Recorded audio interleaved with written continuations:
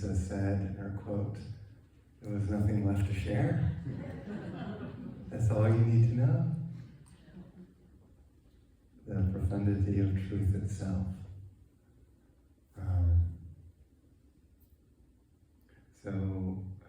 Some people call me a wandering monk. In India, they would call me more, probably accurate, a sadhu. Sadhu is someone who has sort of dedicated or consecrated their life to God. Their sole purpose is to find divinity, find the Lord. And so the sadhus kind of wander through India, and they usually kind of wear orange as the sign of renunciation. So I kind of did that when I went to India, at least on a small scale. I went to India for 4 months and just traveled around and wore the traditional garb of the sadhu. And it was, just had a backpack and just traveled from place to place. And if you've ever been to India, it's quite rugged, very different than the United States. See, wandering here in the US, it's luxury. Even staying at truck stops and rest stops, which I have, no problem. Compared to India, piece of cake. So people would call me more as like an American sadhu. So more accurate than monk, I think. Someone just recently asked me, well, what kind of monk are you? I mean, I thought that monks were supposed to, seclude themselves and do meditation and prayer and all that. But you seem to be around so many people. And that's true. It's overwhelming. There's a lot of people. So I had to kind of get used to that, because at the beginning I really thought I was going to go to a cave and do meditation and just connect. Instead, what happened, I'll tell you the story. Maybe you'd like to know. So we lit a candle for Swami Purna, who was my teacher. And I went to go see him in 2012. And he brought me in to have a darshan. Darshan means a meeting with a holy person. And in that 3-minute conversation, he asked me to renounce everything and set out on the road and share spiritual gatherings and share the energy with others. And so at that time, I'd been running a financial planning business and had sort of achieved the American dream, very, very comfortable. I didn't really need to do much. And I gave up everything. I sold the business, sold my car, bought a van, put a bed in the van, and then just set out on the road and started traveling from city to city. And now I seem to be here in Ann Arbor after 12 years. So the purpose of the gatherings that I hold, and the talks too, just the plain talks, is to, in a way, create a sacred container where people can feel the mystical presence of being. That really is the purpose. Not really the words so much. We have read so many books on spirituality, memorized scriptures and Bibles and Bhagavad Gitas and Qurans. How much reading do we have to do? Right? We can become very smart spiritual people and yet still not feel the Holy Spirit. So for me, the key is a direct experience of being itself. And that's a big topic. So I call it a kind of transmission. You might hang out with certain spiritual teachers and feel a powerful transmission, some energy is just sitting with them. I mean, that's how I started my spiritual path. I made it my quest to go seek out great saints and yogis, great masters, and just bask in their energy. That's how I learned spirituality. I mean, books are fun. I have read a lot of books, but just meditating with them was what really helped me to uplift my consciousness into other realms. And when I met Swami Purna in 2008, I was stunned. Before he came into the room, I was in tears. The love was so immense, I could barely handle it. My theory is that not as many people are attracted to the true master because they can't handle the light. It's too much. And that's actually very well spoken in the Bhagavad Gita. Have you read the Bhagavad Gita? Yeah.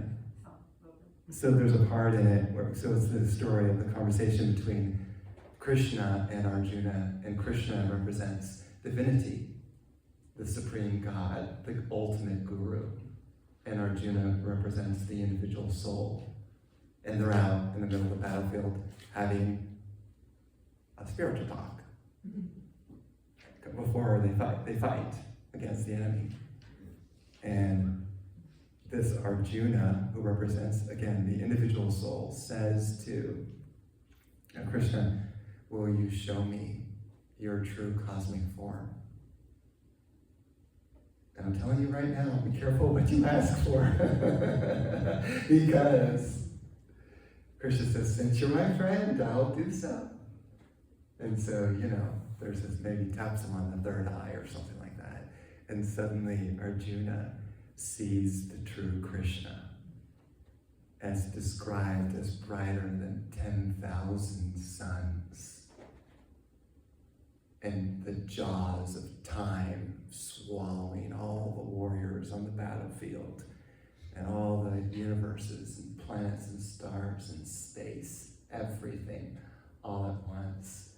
And it was so overwhelming that Arjuna said, I can't handle the light, it's too much. Please withdraw yourself and go back to be my two-legged friend. And so Krishna says, so be it, and he withdraws and appears normal again.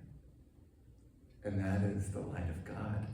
That's why that story is so powerful, because once in a while, these incredible beings somehow come down into a little tiny human body and say, here you go. Here's your spiritual connection. Would you like to hold my hand? And I'll take you across the ocean of your own mind that's causing you suffering. That's the role of a true guru. Guru means leading you from darkness to light. So here, the guru, or you call it the Sadguru, Swami Purna, says, Brian, please share this light, this energy with others. People will benefit from this.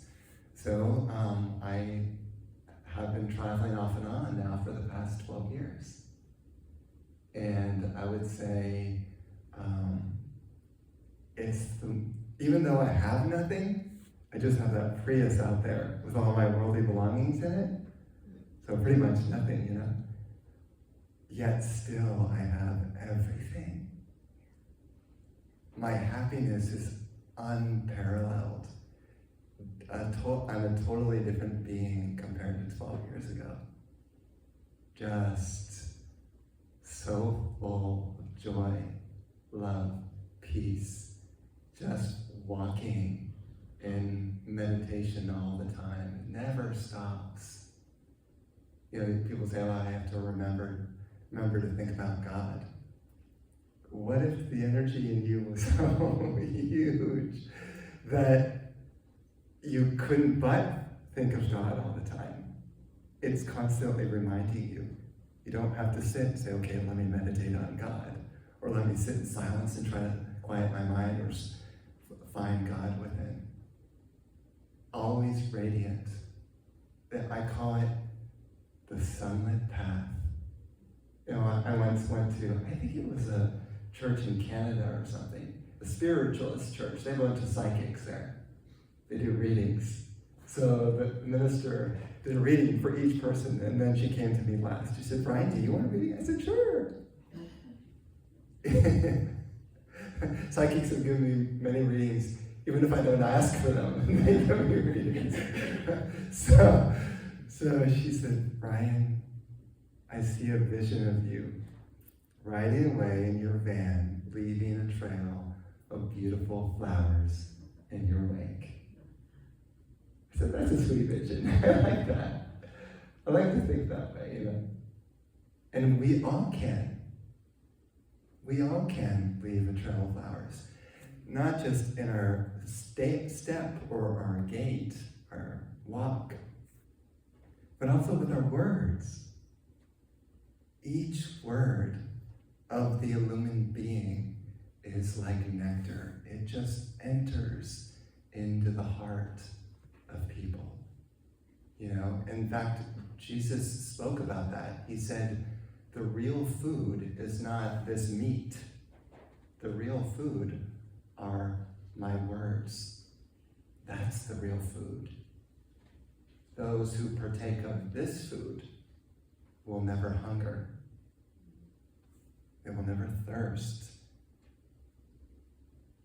So, and he's speaking about the spiritual transmission of the true guru, the Sadguru. You know, that's the mystical teaching right there. So you sense underneath the words there's something deeper. And you meditate on that. You feel it. You sense it. And if you can just tap into a little bit, it draws your mind in deeper and deeper into more profound states of consciousness. And then ultimately, you become those teachings. You too become a mystical being. And then the idea is, you know, there can be a kind of lineage, right? So the disciples imbibe the teachings. They become them, then they pass it on to the next generation of disciples. That's a lineage. On and on and on and on, to keep those spiritual teachings alive. And I really wanted to do that. Really wanted to kind of share that. And you know, one of the primary ways to invoke the spiritual power is simply through mantra. What we just did. Does anyone remember the mantra? Yes? What's the second word? Premanandam, yeah. Anandam, Premanandam. If you just took away one thing today, those words, Anandam, Premanandam, takes you into such a love that it will be hard to handle. You have to prepare yourself for that light. A bliss that's so powerful you may not be able to stand. We'll have to take you out of this sanctuary on a stretcher.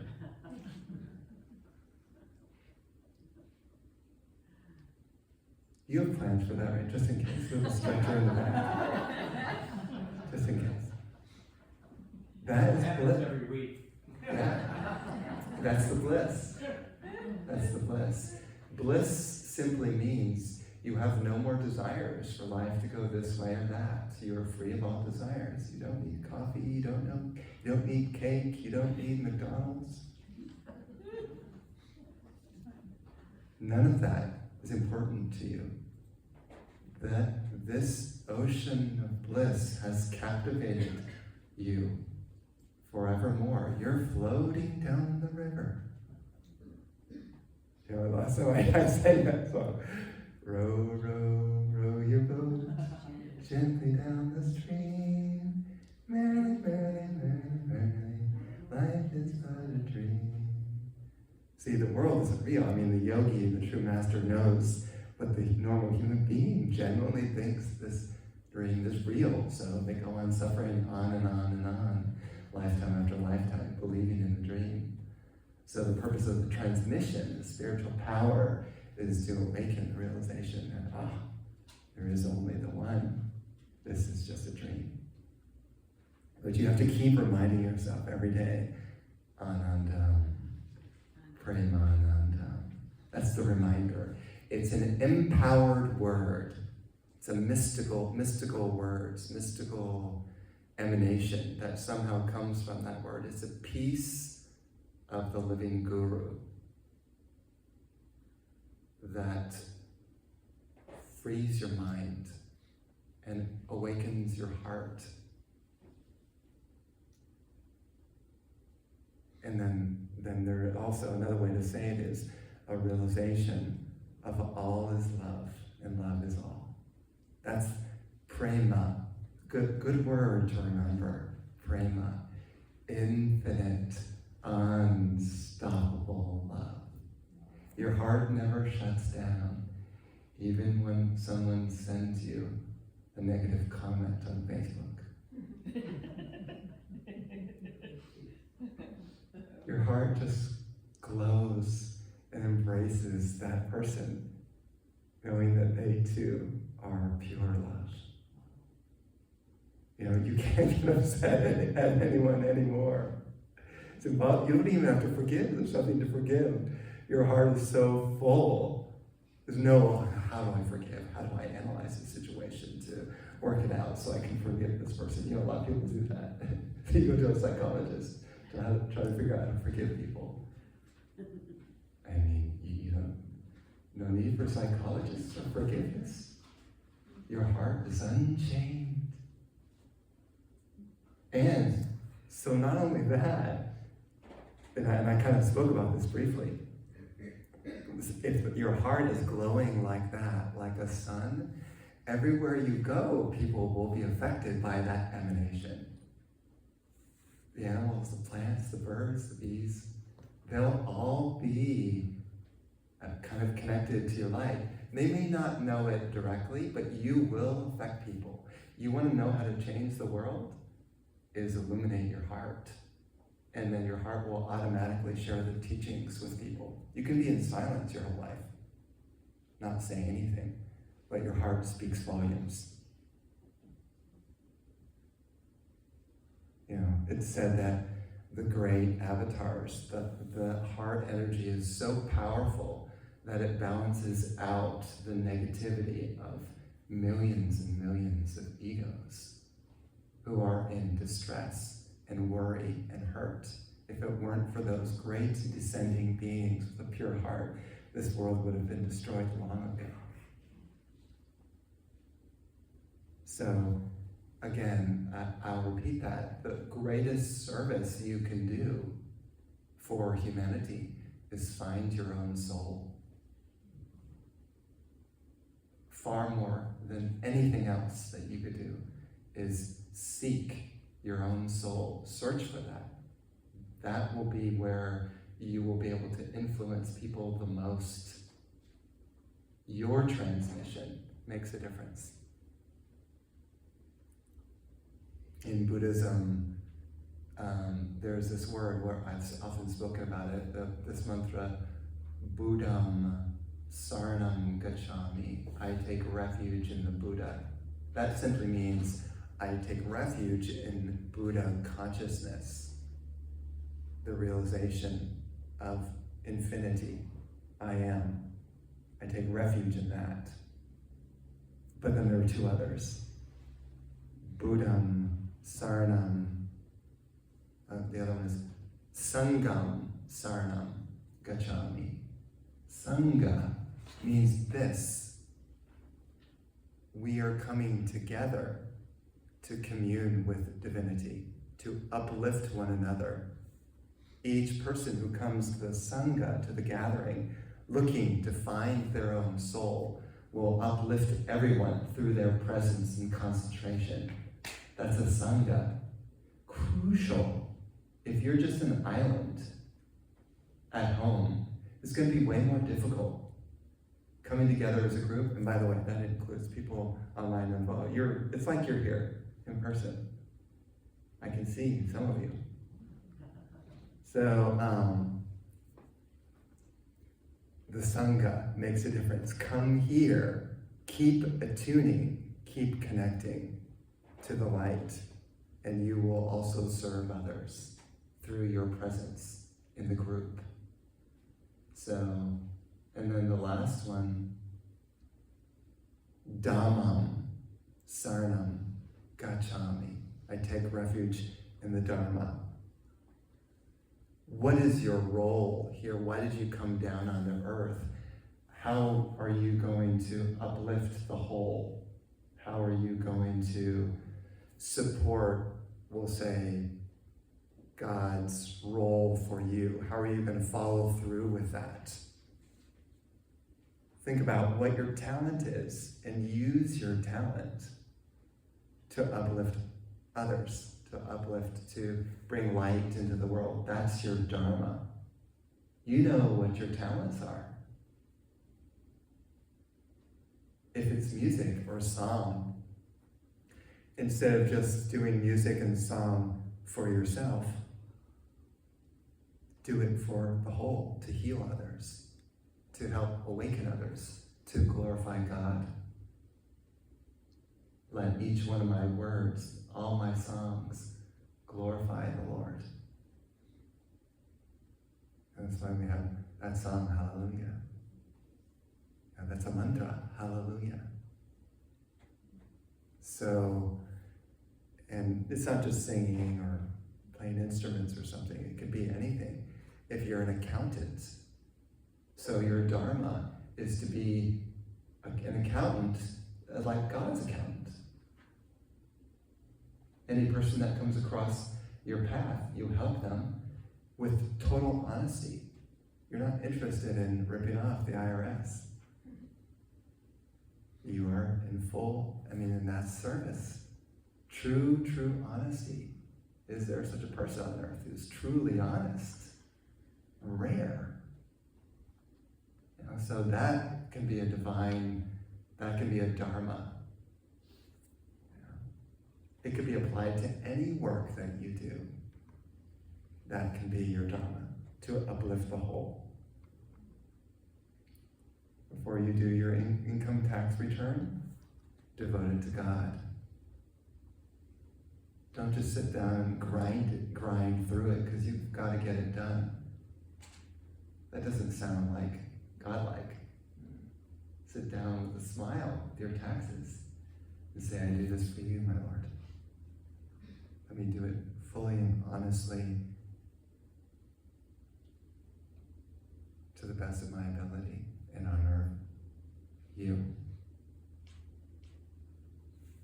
So everything becomes a kind of dedication to the Lord. And you, of course, you're reminding yourself, because we forget. As an example, I wanted to mention one thing before I conclude, and this may be helpful. When we sit down and eat food, instead of just eating the food and gobbling it up because we're so hungry, we first honor this food. And what I say, I use an actual mantra, a Sanskrit mantra, which is Tudiyam Vastagovinda Tupameva Samarpayat. What I'm offering unto you is already yours, God. So I'm not just going and eating it. I'm lifting my plate in a sense. It's like kind of symbolic to the sky and saying, I give this to you first, my Lord. You take the first bite. This is not mine. And what I'm offering unto you is already yours. You didn't make it. Some higher power made this food. You don't know how it was. Some magical, mystical way the food arose out of the ground. And it's kind of incredible. And then that offering, of course, changes the entire vibration of that food. Very helpful in restaurants, because restaurants, the cook or the waiter or whatever leaves their vibration on the food, and then you consume it. And most people have a lot of depression energy, so you're consuming all the emotions of the people who prepare the food. So So being very, very careful about your food and really offering it first and then eating. That's what I mean by consecrating everything to God. So it becomes a way of life, a way of remembering, a beautiful path. So I just wanted to conclude by saying that it would be really wonderful to see you at the gathering today at 1, from 1 to 2:30. It will be more of an immersion into the presence and energy, and also kind of sharing some of the spiritual tools that you could use in your own spiritual practice and in your meditation to kind of add more of a kind of upliftment. And so I thank you all for having me and listening. And I'm grateful to Interfaith for being so open to invite me. It's my first time speaking here. And thank you, Reverend Doe, for also inviting me and providing such a warm welcome. So I wish all of you many blessings on your spiritual journey, and namaste.